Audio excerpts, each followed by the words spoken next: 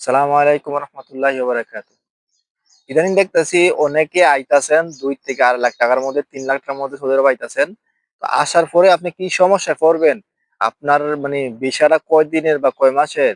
সেই নিয়ে আলোচনা করব। অবশ্যই ভিডিওটা শেষ পর্যন্ত দেখার চেষ্টা করবেন। তাহলে আপনি অনেকটাই উপকৃত হইতে পারবেন। আসলে সৌদিরা কি করে জানেন? ৩-৪ জন মিলে তারা একটা ট্রেনিং সেন্টার খুললে তারা একটা লাইসেন্স বানায়। ৩ মাসের লাইসেন্স বানায়া এরা ২০,০০০, ২৫,০০০ ভিসা উড়ায়। কুরাইশিরা লোকগুলা আনার পরে আর আকামাটা এরা লাইসেন্সটা কি করে না? রিনিউ করে না। তারপরেও কি হয়ে যায়? ওই মানে লাইসেন্স রেড সিগন্যাল উঠে যায়। কারণ লাইসেন্সের কয়েকটা কালার আছে তার মধ্যে সবচেয়ে মানে যেটা নষ্ট মানে বাদ হিসাবে গণ্য করা হয় হচ্ছে রেড কালার। তো রেড কালার হয়ে যায়। ওই ৩ মাস লোকের ভিসাটা দিয়ে লোকটা আনার পরে লোকটার আকামা হয় ৩ মাসের। তো ৩ মাস পরে লোকটা অটোমেটিক্যালি কি হয়ে যায়? আকামা এক্সপায়ার হয়ে যায়। অবৈধ হিসাবে হয়ে যায়।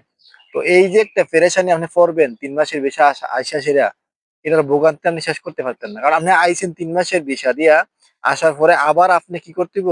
আবার ১-২ লাখ টাকা খরচ করে আপনি কি করতিব? আকামা বানাইতিব অথবা অন্য জায়গায় কাফালা হইতিব। এছাড়া বিকল্প কোনো আপনার রাস্তা নাই। কারণ ওরা এই মহাশাসা কিন্তু বন্ধ। তারা কিন্তু এই মহাশাসা ঠিক করতো না। কারণ এরা ব্যবসাটাই এরকম। তো এরা এইভাবেই মনে করেন যে লোকগুলা আনতাছে। আর এই মানে তাদের উপর সরকার ফাইন করে না কারণ হচ্ছে তারা বড় একটা টাকা তারা উপরে ঢালে। এজন্য তাদের উপর কোনো ফাইন হয় না। তো মূলত ৩ মাসের ভিসাগুলা এইভাবে দিয়েই মনে করেন যে বাংলাদেশ, ভারত, পাকিস্তান মানে এরকম দেশের থেকে লোকগুলা এরা নিয়ে আসতাছে বা এরা আইতাছে। তো এই জিনিসটি অবশ্যই যাচাই বাছাই করে আইবেন।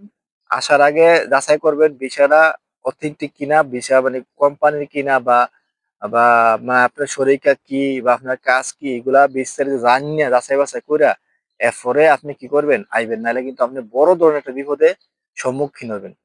যদি আমার ভিডিওটা ভালো লাগে অবশ্যই লাইক করবেন, শেয়ার করবেন এবং সবাইকে দেখার সুযোগ করে দিবেন। যারা নতুন আসছে তাদের কাছে পৌঁছায় দিবেন। এরকম আরো নতুন ভিডিও পেতে আমার চ্যানেলটা সাবস্ক্রাইব করে রাখবেন। ফেসবুকে ফলো দিয়ে রাখবেন। ধন্যবাদ সবাইকে। দেখা হবে নতুন ভিডিওতে। সে পর্যন্ত সবাই ভালো থাকবেন। আল্লাহ হাফেজ। আসসালামু আলাইকুম ওয়া রাহমাতুল্লাহি ওয়া বারাকাতুহু।